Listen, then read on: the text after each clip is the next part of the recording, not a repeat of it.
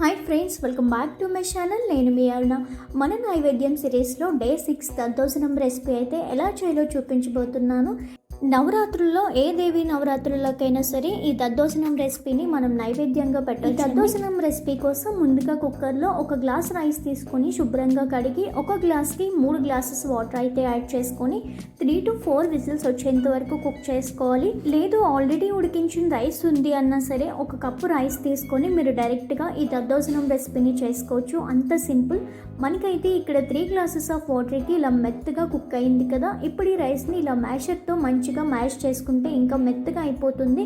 ఈ రైస్లో 1 కప్పు రైస్కి 1 కప్పు పెరుగు తీసుకొని మళ్ళీ మ్యాషర్తో బాగా మ్యాష్ చేసుకోవాలి.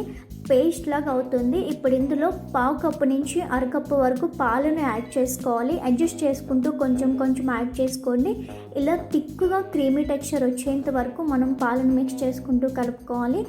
ఇప్పుడు ఇందులోకి మీ టేస్ట్కి సరిపడా సాల్ట్ని కూడా యాడ్ చేసి ఇలా క్రీమీ టెక్స్చర్ వచ్చేంత వరకు మరొకసారి మిక్స్ చేసుకోండి.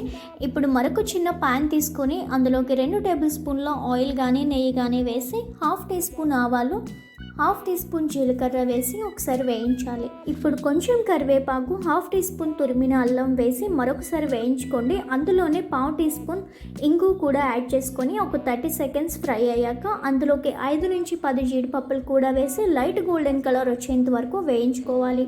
ఇలా వేయించిన ఈ టెంప్లింగ్ని తీసుకెళ్ళి మనం కర్డ్ రైస్ చేసుకున్నాం కదా, మిక్స్ చేసి పెట్టుకున్న కర్డ్ రైస్లో వేసి మొత్తం అంతా బాగా మిక్స్ చేసుకోవాలి. ఇందులోకి మీరు కావాలి అంటే కొంచెం కొత్తిమీర కూడా యాడ్ చేసుకోవచ్చు.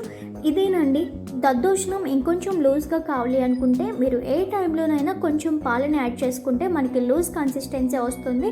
పర్ఫెక్ట్ దద్దోజనం అయితే ఇదండి. 1 కప్పు రైస్కి 1 కప్పు పెరుగు అండ్ 1/2 కప్పు నుంచి 1/2 కప్పు వరకు పాలను తీసుకొని యాడ్ చేసుకుంటే సరిపోతుంది. ఇంతేనండి. దేవుడికి నైవేద్యంగా సమర్పించేటప్పుడు ఏదైనా అరిటాకులో కానీ లేదంటే క్లీన్ ప్లేట్లో కానీ వేసి నైవేద్యంగా సమర్పించేయడమే. ఈ రెసిపీ మీకు కూడా నచ్చితే లైక్ చేసి షేర్ చేసి నా ఛానల్ని సబ్స్క్రైబ్ చేసేసుకోండి. Thank you for watching.